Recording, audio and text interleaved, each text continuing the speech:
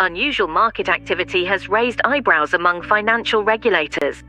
Omnicorp International's revolutionary AI trading algorithm, Project Seer, is at the center of these concerns. The anchor's voice cut through the morning silence of Jin Park's penthouse apartment. Jin stood before the floor-to-ceiling windows, a steaming cup of coffee in hand, gazing out at the New York skyline. The first rays of sunlight crept across the polished hardwood floors, casting long shadows. At 34, Jin had it all. The corner office, the seven-figure salary, and the respect of the entire tech world. As he sipped his coffee, a fleeting memory flickered through his mind. A shabby dorm room, instant ramen, and late-night study sessions. He chuckled softly. Those days felt like a lifetime ago. Jin's brow furrowed as the news anchor's words sank in. Something felt off, but he couldn't quite put his finger on it. Quickly gulping down the rest of his coffee, he grabbed his jacket and headed out. As he stepped out of the elevator into the lobby of Omnicorp's gleaming headquarters, Jin was greeted by chaos. Men in dark suits with FBI jackets were swarming the place. Employees stood in shocked clusters, whispering frantically. What the hell is going on? Jin strode towards his assistant, Emily. Before she could answer, a hand clamped down on Jin's shoulder. He turned to find himself face to face with Victor Hartley, Omnicorp's CEO. The older man's usually immaculate appearance was disheveled, his eyes wild.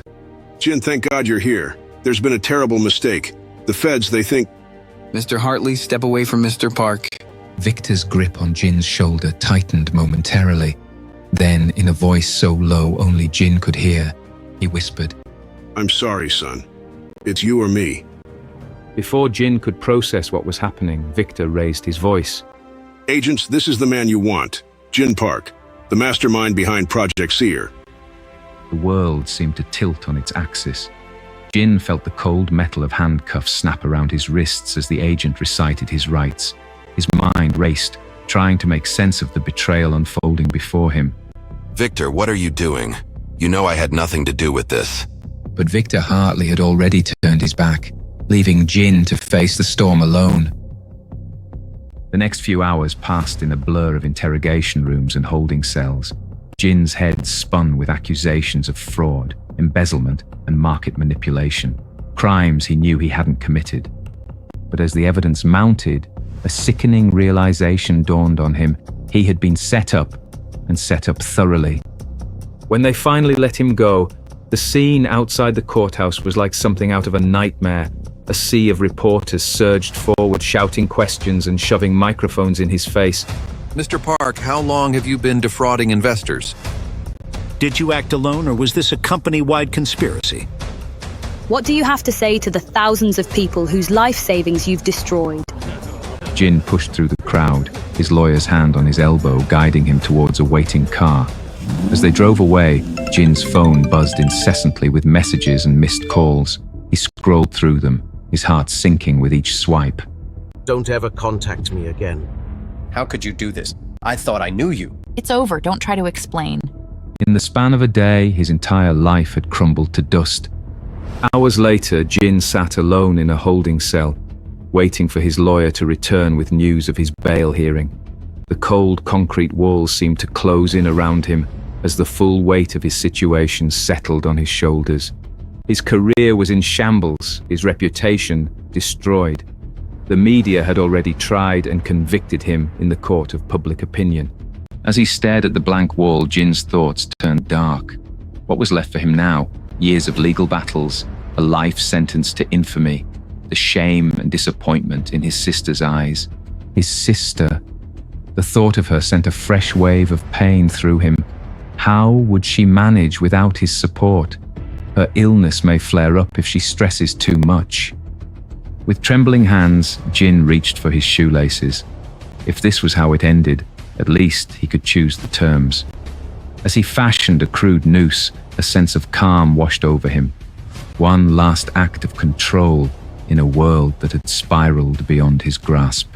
Jin closed his eyes, took a deep breath, and the world lurched. Jin felt as if he was falling, tumbling through an endless void. Colors and sounds swirled around him in a dizzying cacophony. Then, suddenly, stillness. His eyes snapped open. Gone was the stark holding cell. Instead, he found himself staring up at a water-stained ceiling, weak sunlight filtering through dusty blinds. The air smelled of stale pizza and unwashed laundry. Jin sat up abruptly, his head spinning. This wasn't his cell. It wasn't his penthouse either.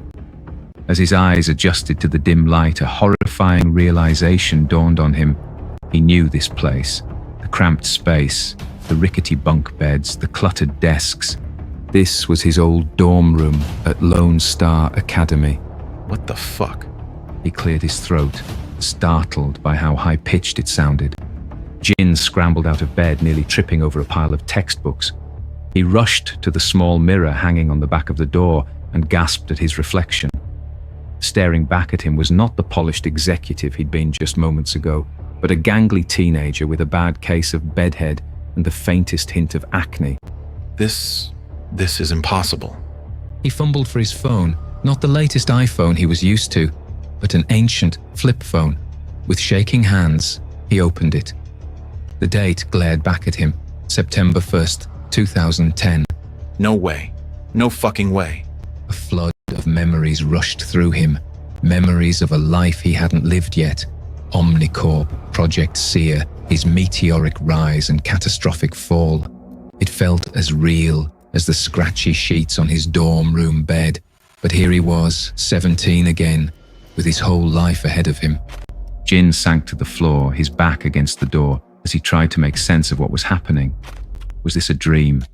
A hallucination brought on by stress? Or had he really somehow traveled back in time? As the initial shock began to wear off, a new emotion started to bubble up inside him. Hope. If this was real, if he had truly been given a second chance, then everything could be different. He could avoid the mistakes of his past, future, and chart a new course. More than that, he realized, with a growing sense of excitement, he could take down Omnicorp before it ever became the behemoth that destroyed his life. He had knowledge of the future, of technological advancements and market trends. With that knowledge, he could build something better, something ethical. A sharp knock on the door jolted Jin from his thoughts. Yo, Pop, are you planning to sleep through orientation or what?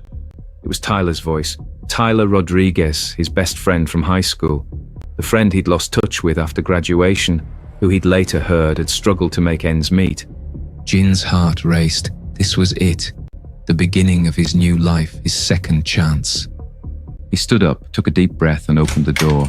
Tyler stood there, lanky and acne-faced, a cocky grin on his face. About time, Sleeping Beauty. Maya's waiting for us in the quad. Says she's got some crazy idea she wants to run by us. Jin couldn't help but smile. Maya Chen, the tech whiz who'd gone on to work for one of Omnicorp's main rivals. The three of them, together again at the start of it all. Yeah, tell her I'll be right there. I've got an idea of my own to share. As Tyler sauntered off, Jin quickly got dressed, his mind racing with plans and possibilities. He had been given an incredible gift, and he wasn't going to waste it. This time, he would do things differently. This time, he would change the world. With a newfound determination, Jin stepped out of his dorm room and into his second chance at life. The future, his future, was unwritten, and he held the pen.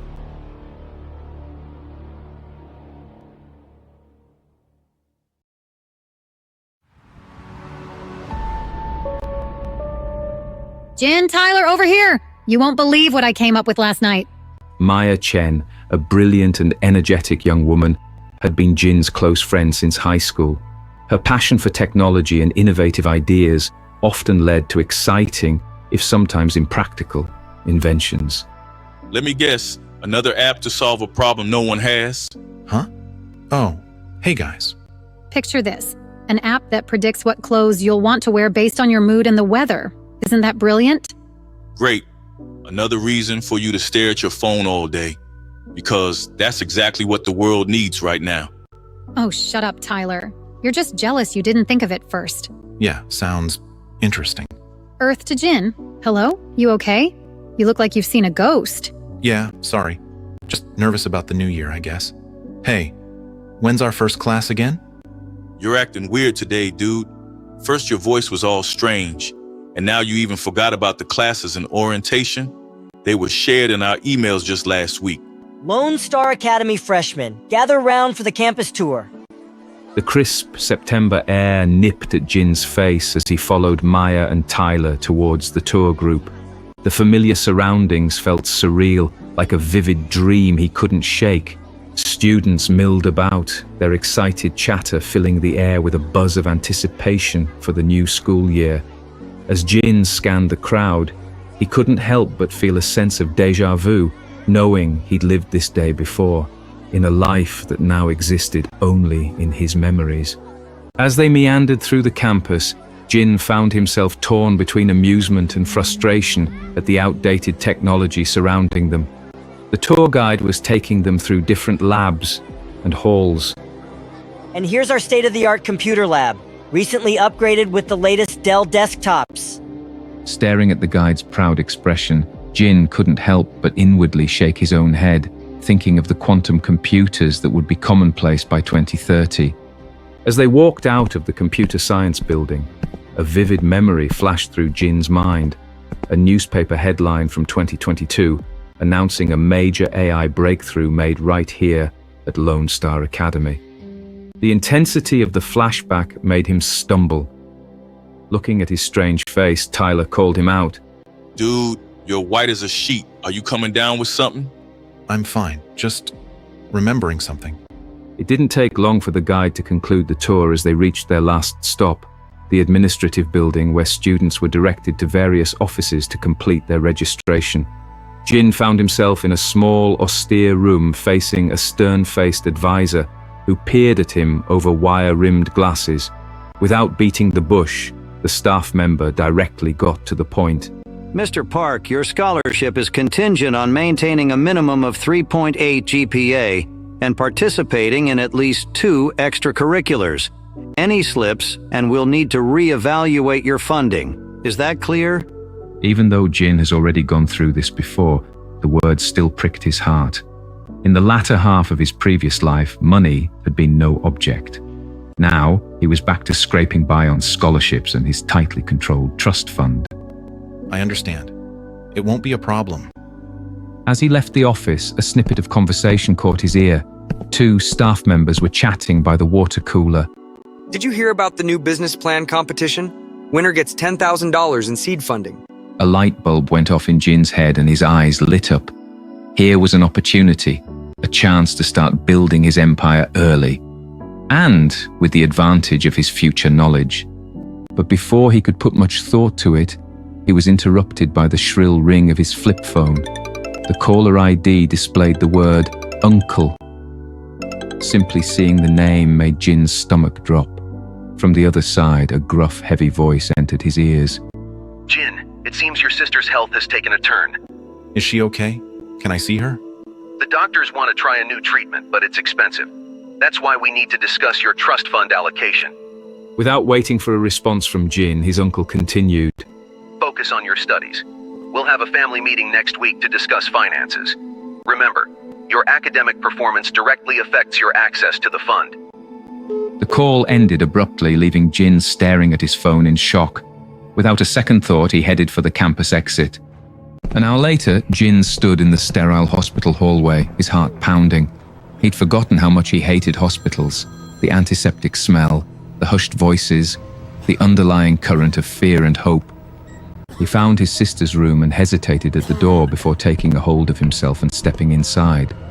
She lay in the bed, looking small and fragile, hooked up to various machines that beeped steadily. But when she saw him, her face lit up with a weak smile. Jin, why are you here? I thought you had orientation today. I just felt like seeing you. How are you feeling? They talked for a while, Jin acutely aware of the outdated medical equipment surrounding them. His mind raced with plans, advancements he knew were coming, treatments that hadn't been invented yet. How could he accelerate their development? How could he ensure his sister would benefit from them? Unfortunately, their meeting was cut short when a nurse walked in and informed them about the time. Excuse me, visiting hours are over. Jin left reluctantly, his mind swirling with conflicting emotions and half-formed plans. When he arrived back at his dorm, he found his resident advisor waiting, arms crossed and expression stern. Mr. Park, you missed mandatory meetings. Care to explain? Jin took a light breath and explained the former about his absence. I apologize. I had a family emergency. My sister's in the hospital. I see.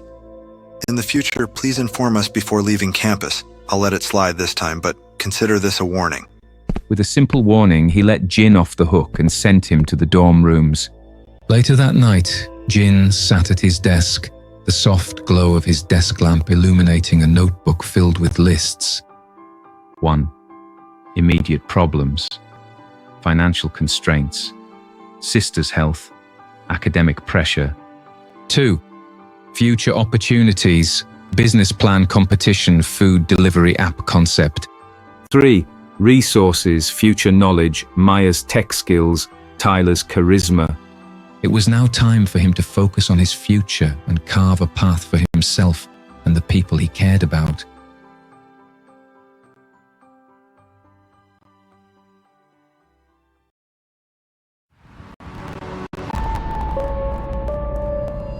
Jin was so engrossed in his planning that he didn't hear Tyler enter the room.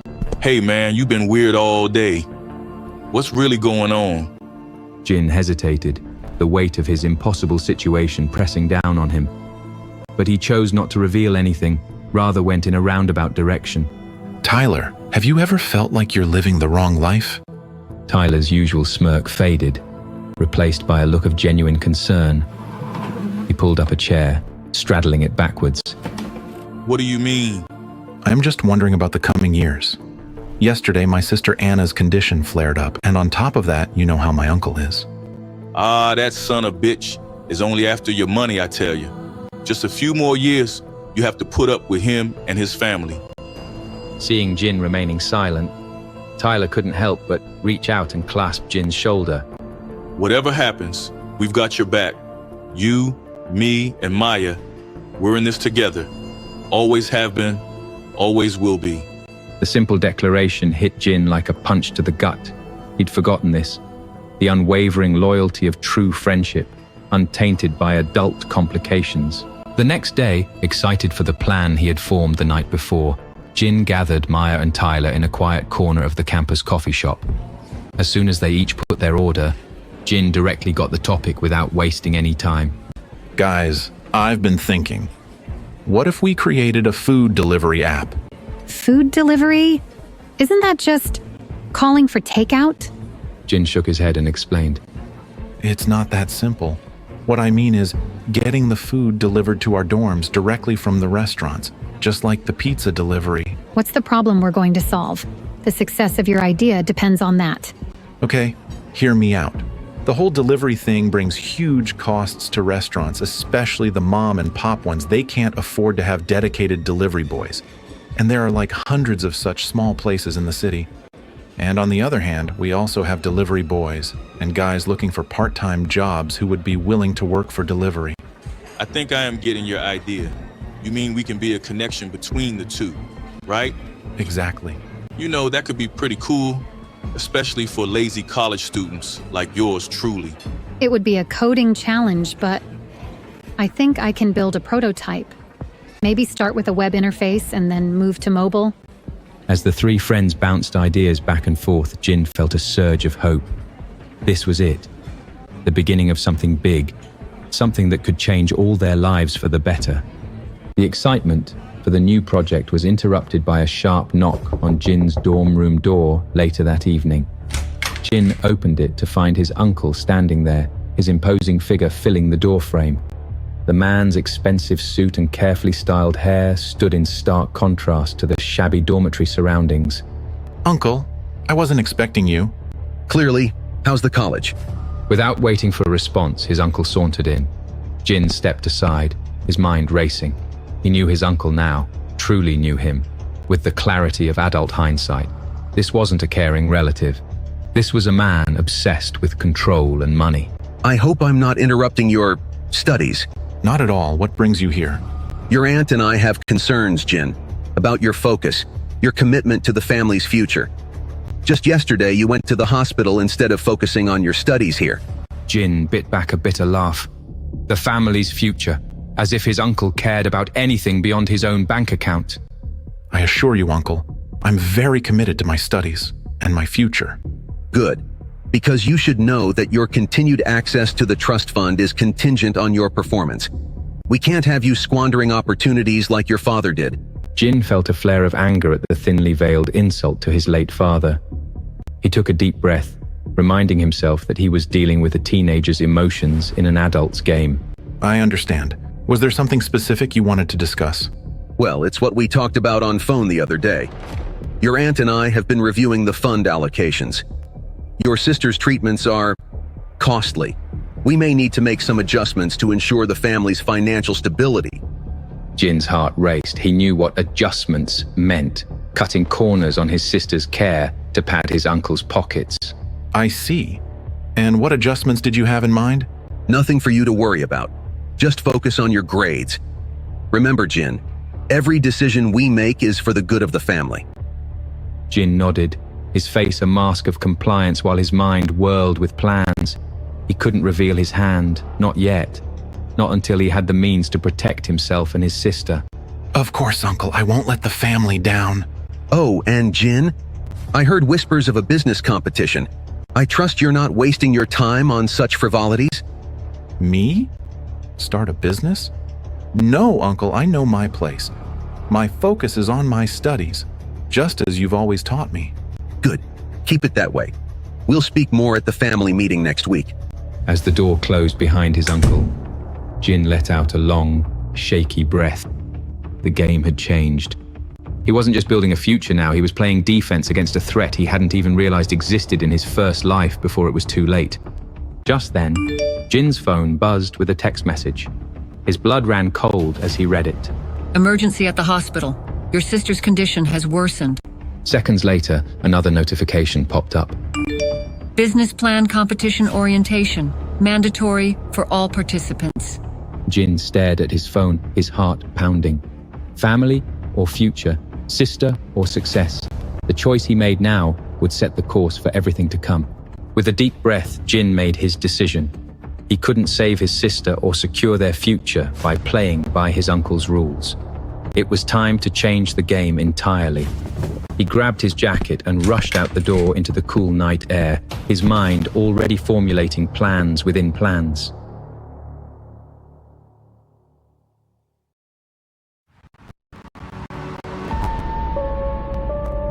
Jin, where the hell are you going? Tyler's voice echoed through the dimly lit dormitory hallway, stopping Jin in his tracks.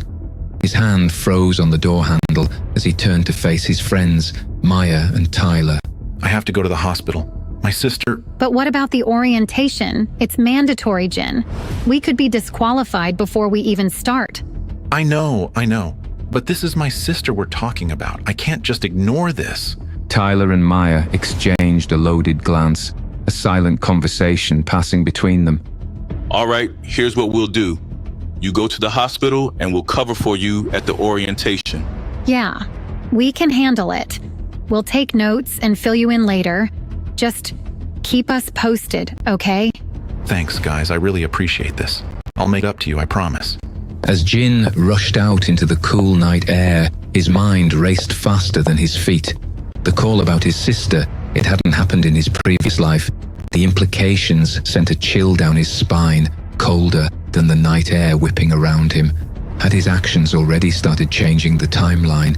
And if so, what other unforeseen consequences might be lurking around the corner, waiting to blindside him? The hospital corridor seemed endless, a sterile labyrinth of white walls and squeaking linoleum. Jin half jogged towards his sister's room, his heart pounding in sync with his footsteps. The antiseptic smell assaulted his senses, bringing back memories, or were they premonitions, of future visits, of a battle with illness that would stretch on for years. Each breath of the clinical air seemed to carry the weight of those unwritten days. Anna, are you okay? What happened? Jin burst into the room, out of breath and wild-eyed. His sister looked up from her hospital bed, surprise evident on her pale face. Jin, what are you doing here?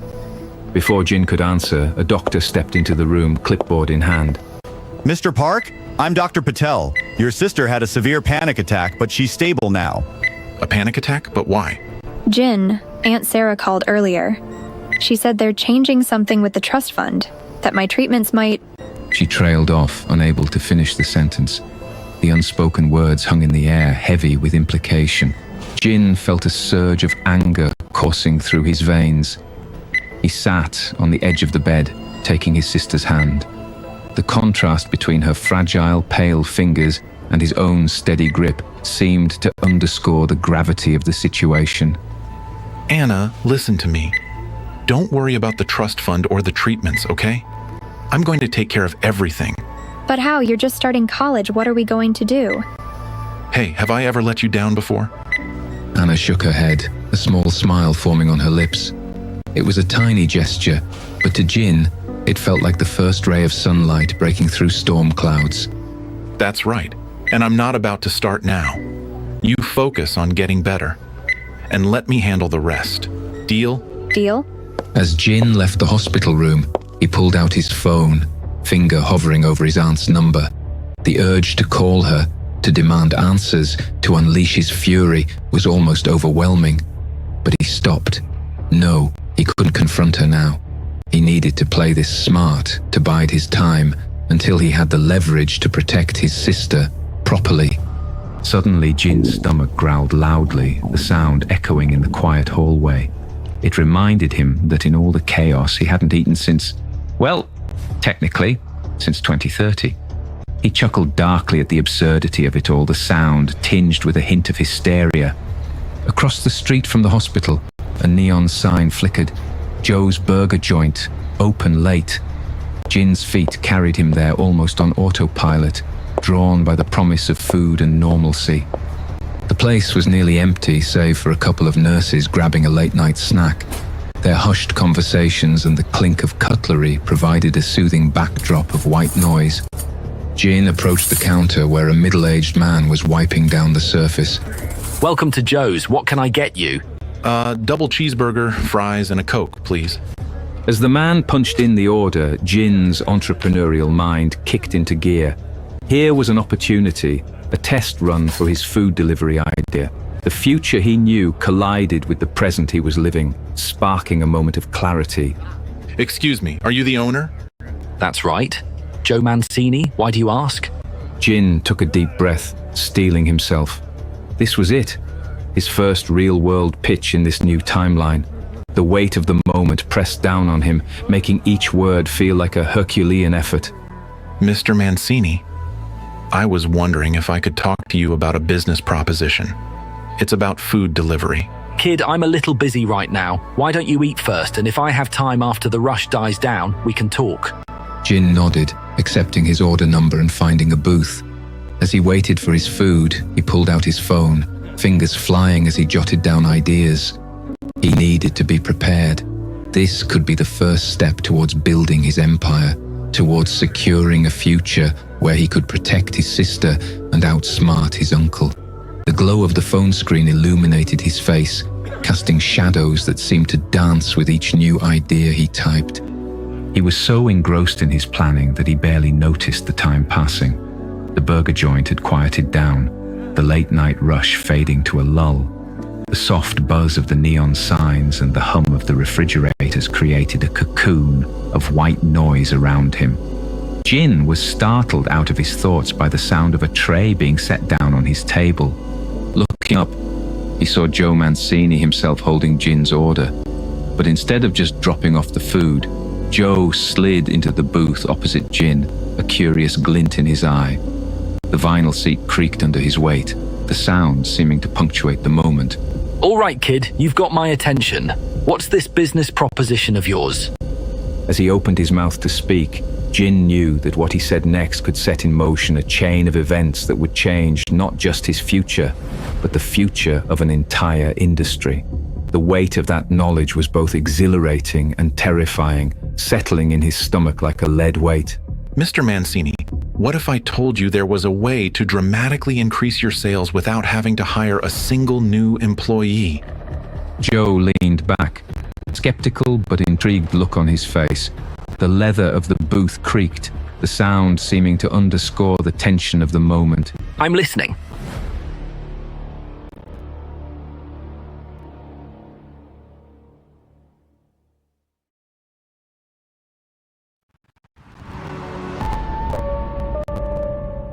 So, let me get this straight.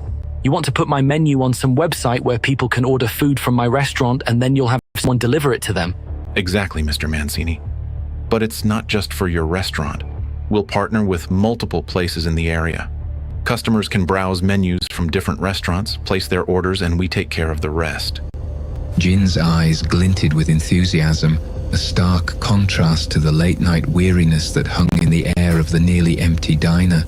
The soft clink of dishes from the kitchen and the hum of the refrigerators provided a backdrop to this pivotal conversation.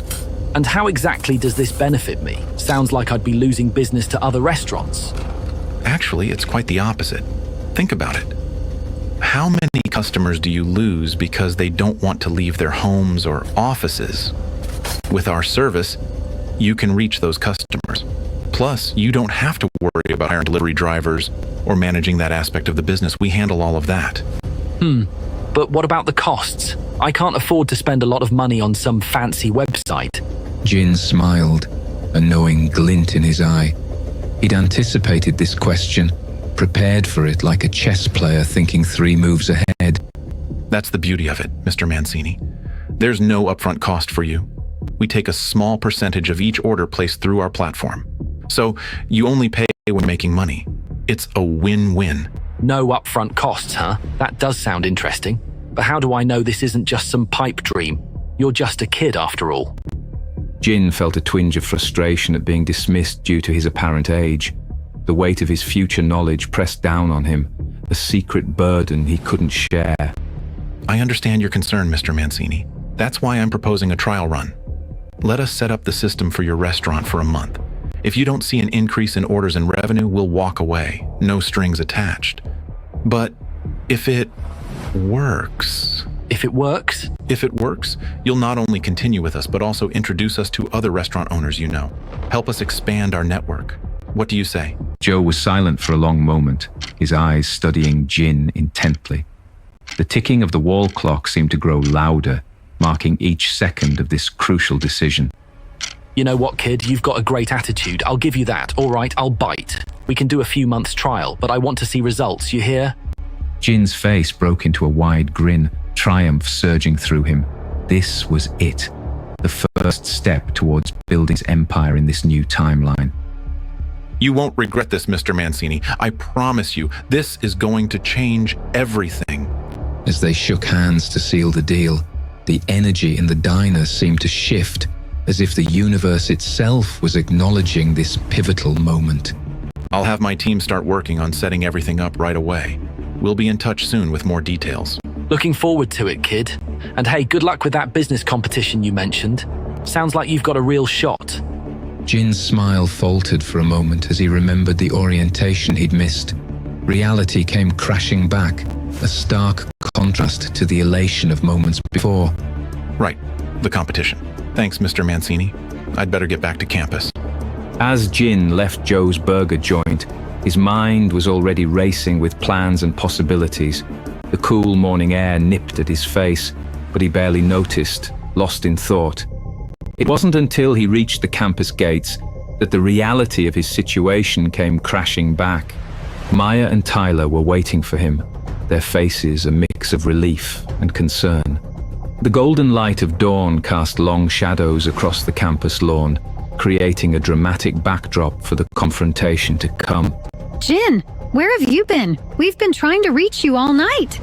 Yeah, man, how's your sister? Is everything okay? Jin nodded, feeling a pang of guilt for not updating them sooner.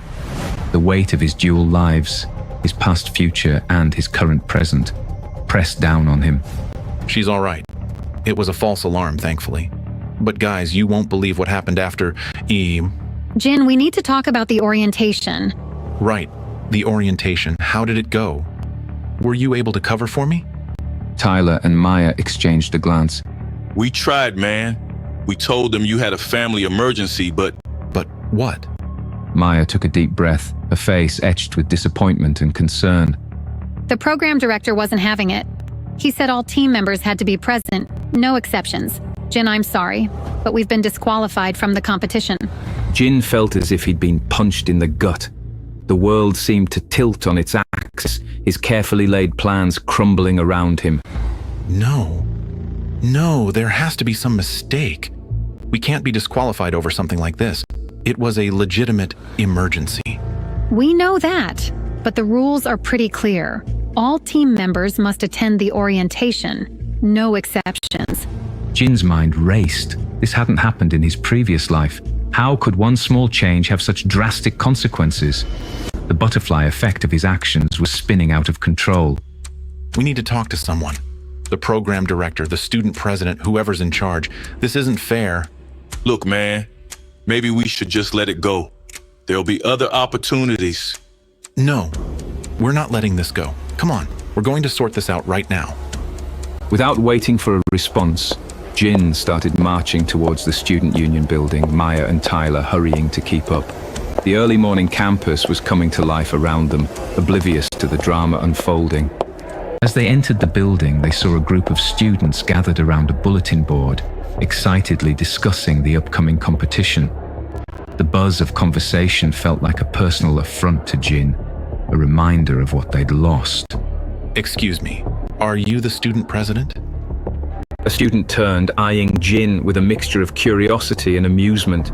His perfectly pressed clothes and confident stance screamed, "Student politician."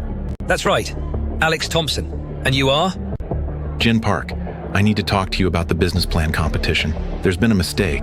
My team's been disqualified, but... Ah, yes, the no-show team. Look, Park, the rules were clear. All team members had to attend the orientation. You didn't. End of story. It was a family emergency. My sister was in the hospital. Surely there can be some allowance for extenuating circumstances. And I'm sure you have documentation to prove this emergency. A doctor's note, perhaps? Jin hesitated, realizing his oversight. In his rush to get back to campus, he hadn't thought to get any kind of proof from the hospital. That's what I thought. Face it, Park. You bit off more than you could chew. This competition is for serious contenders, not amateurs who can't even make it to the first meeting.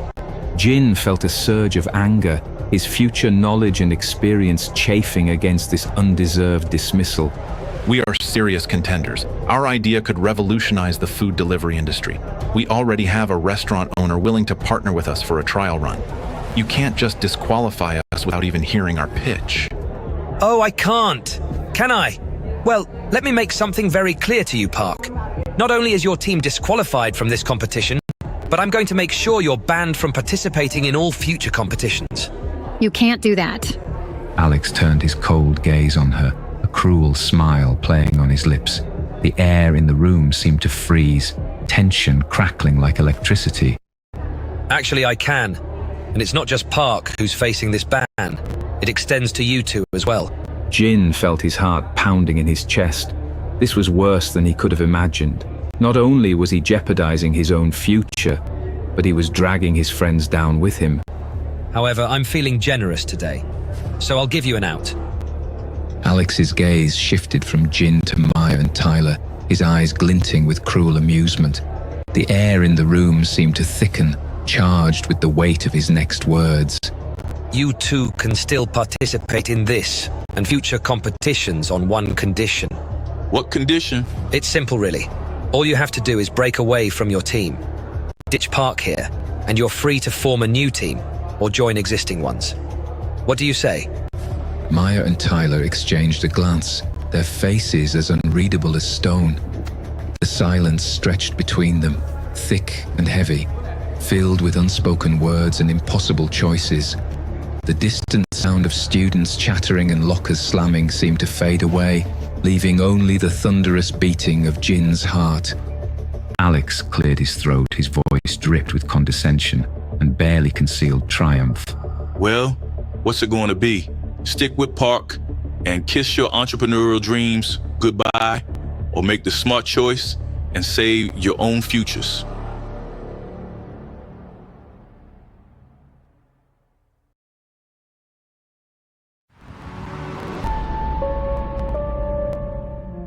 We're not abandoning Jin. Not now, not ever.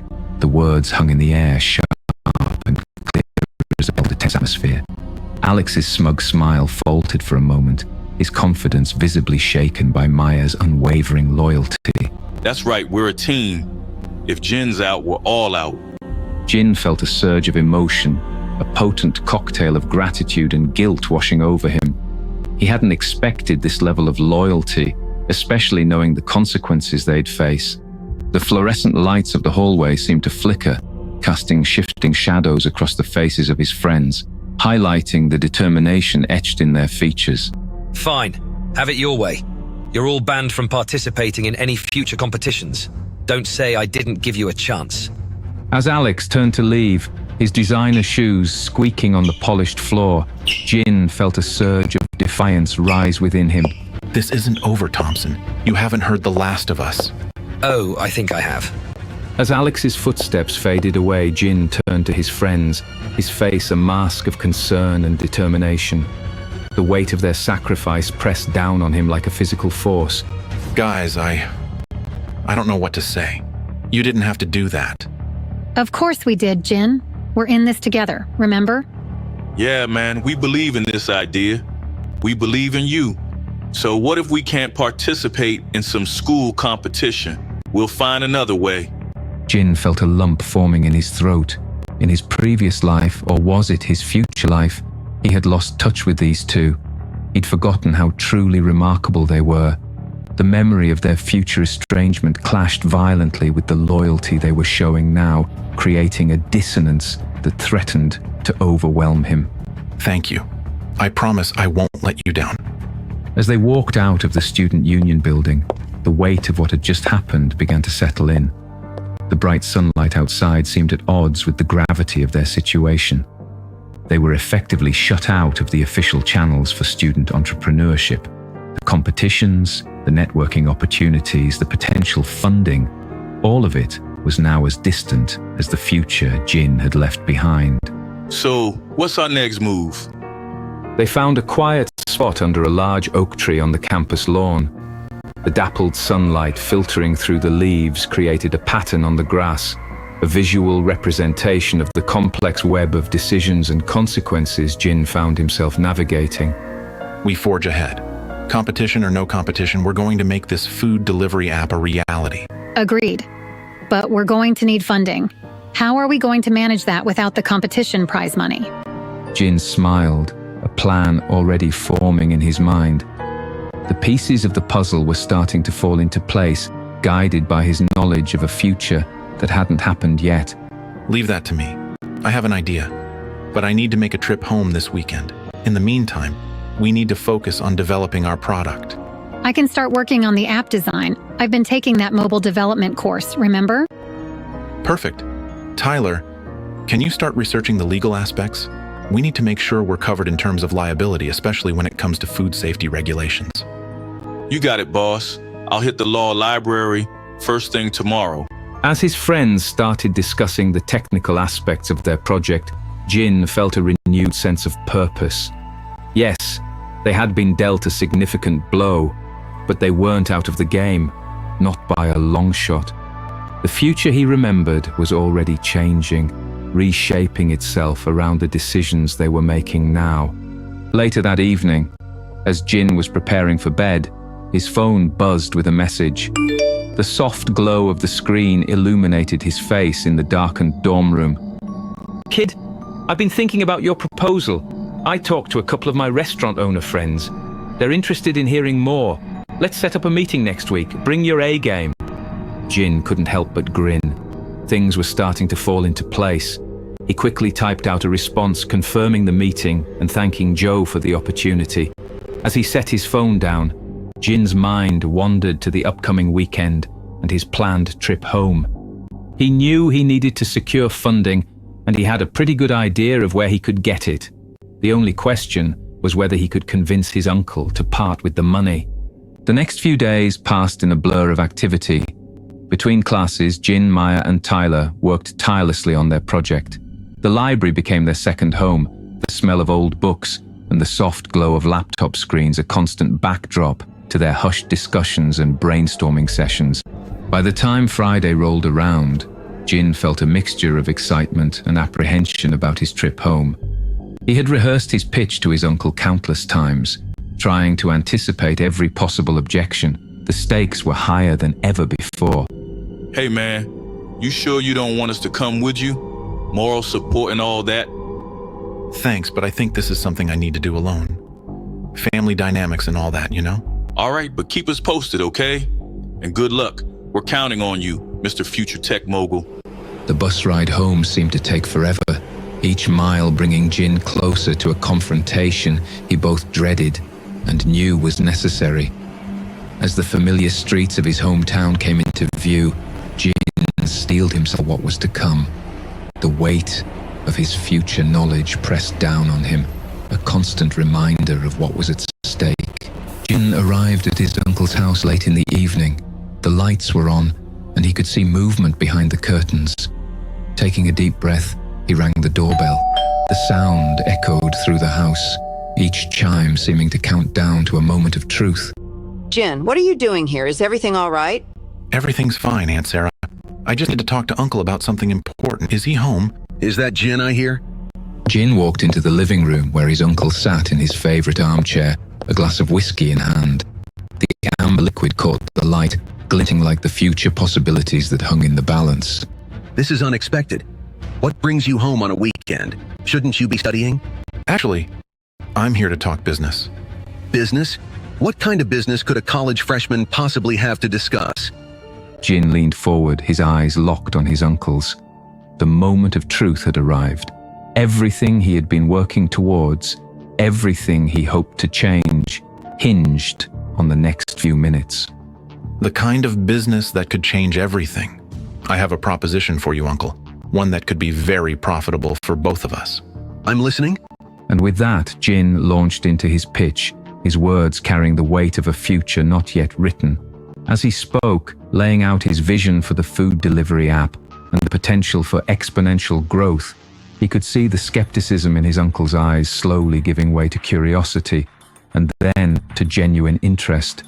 The air in the room seemed to crackle with potential energy. You seem to have thought this through. But why come to me? Why not go to a bank or seek out investors? Because I trust you, Uncle. And because I want to keep this in the family. Think about it. If this takes off the way I believe it will, it could secure our family's financial future for generations to come. And how much money are we talking about here? $10,000. Jin held his breath, the silence that followed his statement feeling like an eternity. He knew it was a substantial amount, but it was what they needed to get started. The ticking of the grandfather clock in the corner seemed to grow louder, marking each second of his uncle's deliberation. That's a lot of money, Jin. I hope you understand the gravity of what you're asking. I do, Uncle. And I'm willing to put everything on the line to make this work. I believe in this project that much. There was a long moment of silence as his uncle seemed to mull over the proposition. The tension in the room was palpable, thick enough to cut with a knife. Finally, he spoke. All right, Jin. I'll give you the money. Jin felt a surge of relief and excitement, but his uncle held up a hand before he could speak. But I have conditions. First, I want a detailed business plan. Second, I want regular updates on how the money is being spent. And third, I want a 30% stake in your company. Jin had expected his uncle to drive a hard bargain, but 30% was more than he had anticipated. He knew he needed to negotiate, to protect his future interests, while still securing the funding they desperately needed. 20%, and I'll provide monthly updates and a comprehensive business plan within the week. 25%, and you have a deal. Deal. As they shook hands, Jin couldn't help but feel a mix of triumph and unease. He had secured the funding they desperately needed, but he had also tied his uncle more closely to his plans than he had initially intended. The future was already diverging from the path he remembered, and he could only hope that this new alliance wouldn't complicate things down the line.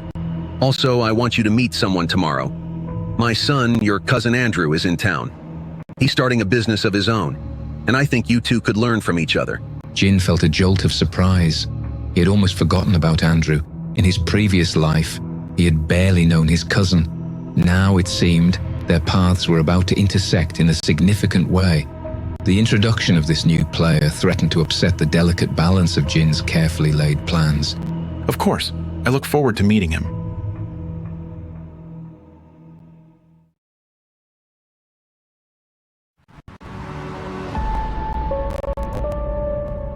Well, if it isn't the prodigy himself. The voice, dripping with sarcasm, sliced through the stuffy air of the study like a cold knife. Jin's head snapped up from the stack of papers he'd been poring over, his eyes locking onto the figure lounging in the doorway. The newcomer, dressed in clothes that probably cost more than Jin's entire wardrobe, exuded an air of casual arrogance that seemed to fill the room. Andrew, I presume. I've heard a lot about you. Jin rose to his feet, extending a hand. Andrew's grip was firm, almost challenging, as if even this simple greeting was a contest to be won. Funny, I could say the same about you. Uncle can't stop singing your praises lately. Before Jin could formulate a response, the study door swung open wider, revealing a small crowd. Jin's uncle led the pack, followed closely by Aunt Sarah and a man in a crisp suit that Jin didn't recognize. The atmosphere in the room shifted, tension crackling like static electricity. Ah, good. You've met. Jin, I hope you don't mind, but I've asked Mr. Daniels, our family lawyer, to join us, just to make sure we're all on the same page. Jin felt a knot form in his stomach, heavy as lead. This wasn't the casual family meeting he'd anticipated. It was starting to feel more like a corporate ambush. Of course. Always good to have things properly documented. Yes, let's get everything in writing, especially when we're talking about throwing money around. Now, Sarah, we've been over this. Diversification is key in today's market. Andrew lounged against the mahogany desk, his posture relaxed, but his eyes never leaving Jin. There was something predatory in his gaze, like a cat watching a particularly interesting mouse. Oh, I'm all for diversification. I just hope Jin's little, what was it again? Food delivery app. I hope it's worth the investment. Jin felt heat rising to his cheeks, but he forced it down. He'd faced tougher crowds in his previous life. Or was it his future life? The thought still made his head spin like a dizzying carousel of possibilities. It's more than just a food delivery app. It's a platform that could revolutionize how people interact with local businesses. But I'd love to hear about your venture too, Andrew. Maybe there's room for collaboration. Andrew's eyebrows shot up, clearly caught off guard by Jin's diplomatic approach. For a moment, his carefully crafted mask of indifference slipped. Well, if you must know, I'm launching a high-end clothing line. Exclusive access, invitation only. It's going to be the next big thing in fashion. Jin nodded, his mind already whirring with possibilities. He vaguely remembered hearing about Andrew's failed fashion venture in his previous timeline, but perhaps with the right push. Interesting. Have you considered incorporating a tech element? An app for virtual fittings, perhaps, or blockchain authentication for your exclusive pieces? Andrew blinked, his usual smirk faltering like a glitch in a well-oiled machine. I hadn't thought of that. Now that's an intriguing idea. Andrew, you should seriously consider what Jin's suggesting. While this is all fascinating, perhaps we should focus on the matter at hand. The funds for Jin's project? Jin nodded, pulling out the business plan he'd prepared. As he began to walk them through the projected costs, revenue streams, and growth projections, he could see the skepticism in his eyes slowly morphing into reluctant respect. These numbers seem optimistic. They're based on extensive market research and current industry trends. I'm confident we can not only meet but exceed these projections. I must say, Jin, you've clearly done your homework. I'm impressed. Thank you, Uncle. I believe in this project and I'm committed to its success. Very well. Now, regarding the equity distribution, we've agreed on a 25% stake for your uncle, correct? Jin nodded, though inwardly he was still grappling with the implications of giving up such a large portion of his company.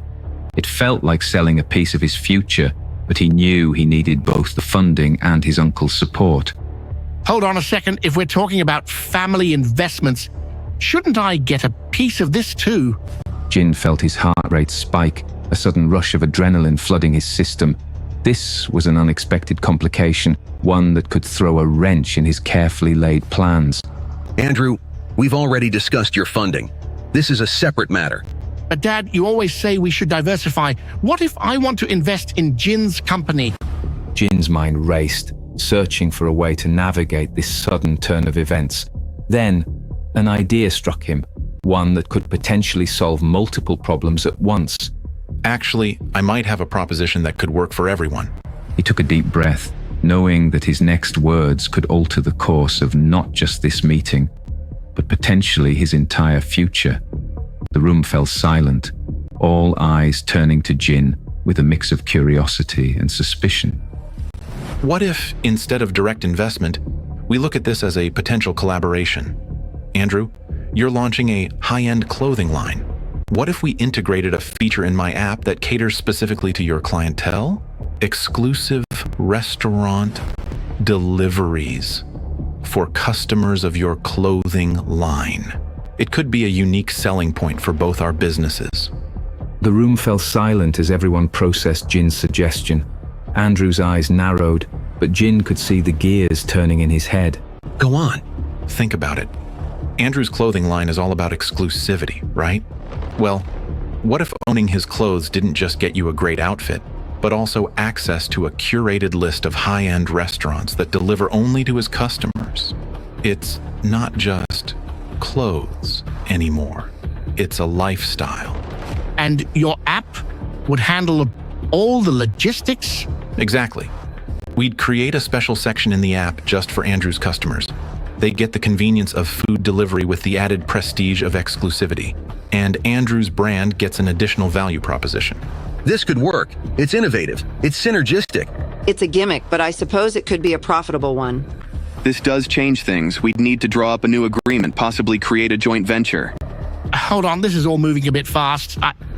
I need time to think about how this fits with my brand vision. Jin felt a momentary panic. Had he pushed too hard, too fast? But then he saw the glint in Andrew's eye. Not rejection, but calculation. His cousin was interested. He just wanted to negotiate from a position of strength. Of course, this is just a preliminary idea. We should all take some time to consider the potential and iron out the details. But I think this could be a win-win situation for all of us. Well, this meeting has certainly taken an unexpected turn. I suggest we all sleep on it. Jin, can you put together a more detailed proposal for this collaboration idea? Absolutely, Uncle. I'll have it ready for you by tomorrow. As the meeting wrapped up and everyone began to file out of the study, Andrew lingered behind.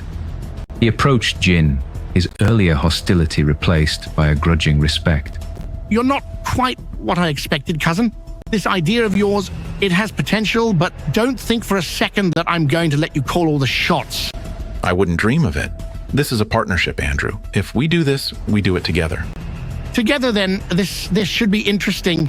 As Andrew left the room, Jin let out a breath he didn't realize he'd been holding.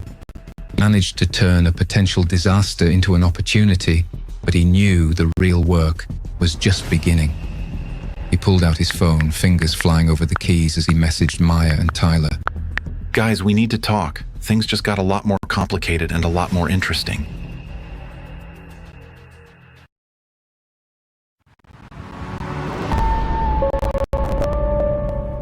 So let me get this straight.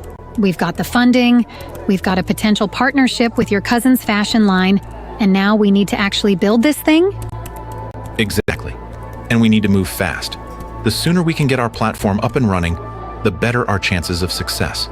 All right, boss man. What's the game plan? The three friends were huddled in their favorite corner of the campus library, surrounded by a fortress of textbooks and the soft glow of laptop screens. Jin pulled out a notebook, flipping it open to reveal pages of meticulously drawn diagrams and lists. His eyes sparkled with a mix of determination and something else, something that hinted at knowledge beyond his years. Okay, here's what we need to focus on. Maya, You'll be in charge of creating the website and app. I'll guide you through the process and create a proxy version to help with the development. Got it. What are the main features we're looking at? We need a solid login page, an offers section to attract customers, and a robust search function for food. But the key feature will be the menu listing. We want users to be able to search for a specific dish and see all the restaurants offering it. Oh, and of course, a secure payment interface for debit and credit cards. Sounds complex, but I think I can handle it. Might need to pull a few all-nighters, though. Just don't burn yourself out. We need that big brain of yours functioning at full capacity. Jin turned to Tyler, his expression shifting to one of strategic planning. Speaking of which, you and I will be hitting the pavement. We need to start reaching out to restaurants, get them on board with our platform. Time to put on the charm, huh? I can do that. Before we do that, though, we need to secure our online presence. I've been looking into server hosting platforms and domain names. For the next hour, the trio debated potential names for their venture. Ideas flew back and forth, from the mundane to the outrageous, filling the air with a crackling energy of creativity and possibility. How about Feast Express? Too generic. What about Bite Bites? Clever, but it might be confusing for non-tech people. We need something catchy, something that instantly conveys what we do. After much discussion and a fair bit of playful argument, they finally settled on a name. Foodflash.com. Simple, memorable, and it gets the point across. I like it. Sounds fast and efficient. And it's not too expensive. It'll cost us about $1,000, but I think it's worth it for a strong domain name. With the name decided and the hosting secured, the team felt a renewed sense of purpose. Their idea was starting to take tangible form, like a sculpture emerging from a block of marble. The next day, Jin and Tyler set out to begin their restaurant recruitment drive. Their first stop was a new chicken wings restaurant that had just opened on the edge of campus. As they approached, the smell of spices and frying oil filled the air, making their mouths water and their determination stronger. Man, if all our meetings smelled this good, I'm in. The interior was modern and sleek with red and black decor that gave the place an edgy vibe. Behind the counter, a man in his early 30s was barking orders to his staff, his face a mask of concentration. Excuse me. Are you the owner? We'd like to speak with you about a business opportunity. I'm Frank, the owner. What kind of opportunity are we talking about? As Jin launched in his pitch, Tyler watched in amazement. It was like seeing a master salesman at work. Jin anticipated Frank's questions before he even asked them, addressing concerns about cost, logistics, and potential benefits with an ease that seemed almost supernatural. Look, I understand you might be hesitant. That's why we're offering a free trial for the first month. No strings attached. If you don't see an increase in orders and revenue, you can walk away. No questions asked. It sounds interesting, I'll give you that. But I've got to ask, why should I trust a couple of college kids with my business? Frank, can I be honest with you? We may be young, but we're hungry. We're not some big corporation looking to squeeze every penny out of you. We're building this from the ground up, and we want to grow alongside restaurants like yours. Exactly. We're offering you a chance to get in on the ground floor of something big. In a year or two, services like ours will be everywhere. But by then, the big players will be calling the shots. With us, you have a chance to shape the platform, to make it work for you. Frank's expression softened, the lines of skepticism slowly melting away. You kids remind me of myself when I was starting out, all ambition and big dreams. All right, I'm in. Let's give this trial run a shot. As they shook hands and prepared to leave, Frank called out with a piece of information that sent a jolt of excitement through Jin and Tyler. Hey, one more thing. If this works out, I've got a few other restaurant owner friends who might be interested. I'll put in a good word for you guys. As they walked back to campus, the gravity of what they had just achieved began to sink in. They had taken their first real step into the world of business, and the path ahead was both thrilling and terrifying. Man, that was something else. The way you handled that meeting, it's like you knew exactly what to say. It's all about understanding people, figuring out what they need and showing them how you can provide it. I guess, but there's something else, isn't there? The way you talk about the future of food delivery, it's like you can see it all playing out in your head. Well, you know what they say. You've got to envision success to achieve it. As they approached their dorm, Jin's phone buzzed with a message that would accelerate their plans even further. Guys, you need to see this. The app prototype is ready for testing. Excitement coursed through Jin, but as they hurried to meet Maya, a nagging thought tugged at the back of his mind. How long could he keep up this balancing act? How long before someone started asking questions he couldn't answer? Hey, Jen, you okay? You look completely zoned out, dude. Yeah, just thinking about our next steps. Come on, let's go see what Maya's cooked up. As they climbed the stairs, Jin couldn't shake the feeling that he was walking a tightrope. One misstep, one slip of the tongue, and everything could come crashing down. But for now, he had to focus on the task at hand. The future, his future, and the future of Food Flash depended on it. So, what do you think our next big challenge is going to be? Jin paused, his hand on the door handle to Maya's room. He turned to Tyler, his expression a mix of determination and uncertainty. Honestly, I think our biggest challenge is going to be keeping up with our own success.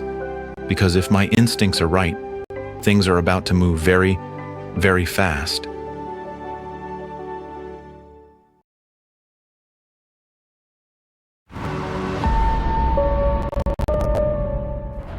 Maya, you look like you're about to throw that laptop out the window.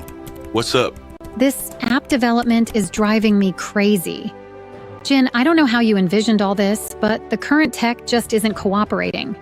The trio was huddled in their makeshift office, aka Jin's dorm room. The air was thick with the scent of stale coffee and the electric buzz of frustration. Maya's usually neat appearance was disheveled, her hair a wild mess from running her hands through it repeatedly. What's the main issue you're facing? It's the real-time tracking system for the drivers. With the current GPS technology and data transfer speeds, it's just not accurate or fast enough. We need something more precise if we want to give customers up-to-the-minute updates on their orders. Jin leaned over Maya's shoulder, his brow furrowing as he examined the code on her screen. He knew he had to tread carefully. He couldn't reveal too much about future technologies, but he needed to help solve this problem. What if we approach this from a different angle? Instead of relying solely on GPS, why don't we use a combination of data points? What do you mean? Well, smartphones have all these sensors, right? Accelerometers, gyroscopes, even barometers in some models. What if we created an algorithm that combines GPS data with information from these sensors? It could potentially give us a more accurate picture of the driver's location and movement. Maya's eyes widened, a spark of excitement replacing the frustration that had been there moments before. That's actually brilliant. But how would we even begin to implement something like that? I've been reading about some experimental work in this area. I can send you some research papers that might help. It'll be challenging, but I think it could give us a real edge. As Maya dove back into her coding with renewed enthusiasm, Jin couldn't help but feel a twinge of guilt. He was walking a fine line between helpful suggestions and raising suspicion about his knowledge. But for now, it seemed to be working. Guess who just signed up 5 more restaurants? That brings our total to 7. That's fantastic, Tyler. Which ones did you get? As Tyler rattled off the names of the new partner restaurants, Jin felt a surge of excitement. Things were moving faster than he dared to hope. Over the next few days, Maya worked tirelessly on implementing Jin's suggestion for the tracking system. To everyone's surprise and delight, it worked even better than expected. The app was now able to provide real-time, highly accurate tracking of drivers, setting Food Flash apart from any existing delivery services. With the app development progressing well and the growing list of partner restaurants, Jin decided it was time for a meeting with all the restaurant owners. They gathered in a rented conference room, the atmosphere buzzing with a mix of excitement and apprehension. Thank you all for coming. We're excited to show you the progress we've made on Food Flash and discuss the next steps. As Jin and Maya walked the owners through the features of the app, showing off the innovative tracking system and user-friendly interface, the mood in the room began to shift from skepticism to genuine interest. This all looks great, but there's one thing you haven't addressed. Who exactly is going to be doing these deliveries? A hush fell over the room as all eyes turned to Jin. He took a deep breath, knowing this was a crucial moment.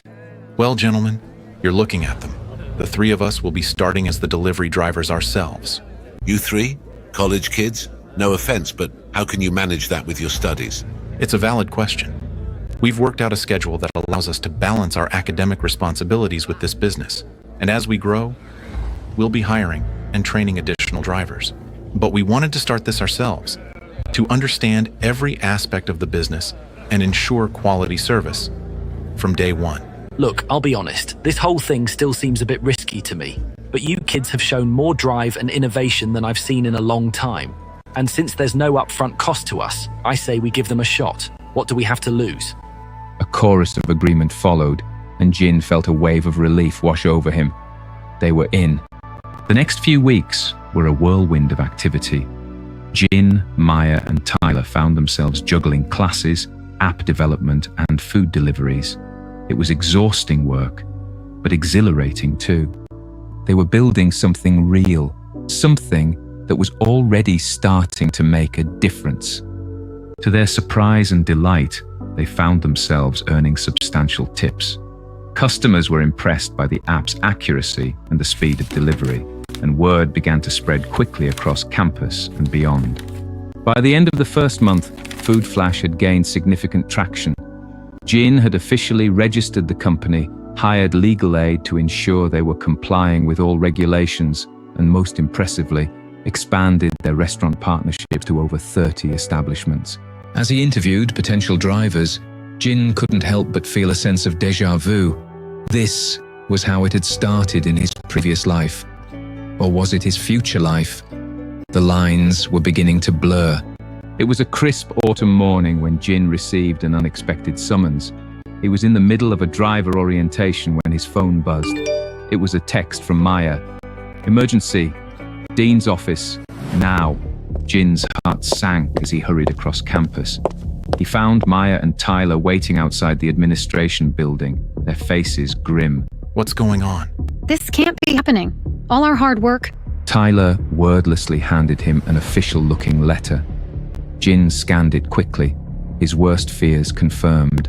As students of Lone Star Academy, you are hereby notified to immediately cease all operations of your business venture, Food Flash. Failure to comply will result in disciplinary action, up to and including expulsion. The three friends stood in stunned silence, the weight of the college's ultimatum hanging heavy in the air. Their fledgling business, built on dreams and sleepless nights, now teetered on the brink of destruction. As they exchanged worried glances, the reality of their situation began to sink in. Everything they had worked for was suddenly at risk, and they had no idea what to do next.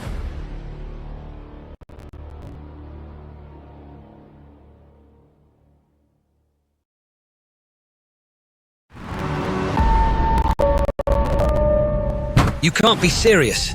These Food Flash guys are running a full-blown business right under our noses. It's a violation of at least a dozen university policies. I understand your concerns, Mr. Thompson. Rest assured, we're taking this matter very seriously. The dean's office was thick with tension as Alex Thompson, the student president, stormed out. Dean Harriet Walters leaned back in her chair, her expression unreadable as she reached for her phone. It was time to address this growing controversy head-on. Across campus, Jin, Maya, and Tyler were huddled in their makeshift office, poring over delivery schedules when Jin's phone buzzed. The caller ID read Dean's office. Hello?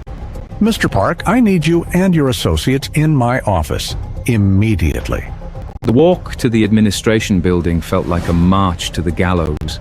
As they entered the dean's office, they were met with a panel of stern-faced administrators and a smirking Alex Thompson. Mr. Park, Ms. Chen, Mr. Rodriguez, it has come to our attention that you've been operating an unauthorized business on campus premises. This is a direct violation of the Lone Star Academy Student Code of Conduct, specifically Section 7.3, Prohibition of Commercial Activities Without Prior Approval. Jin took a deep breath, his mind racing.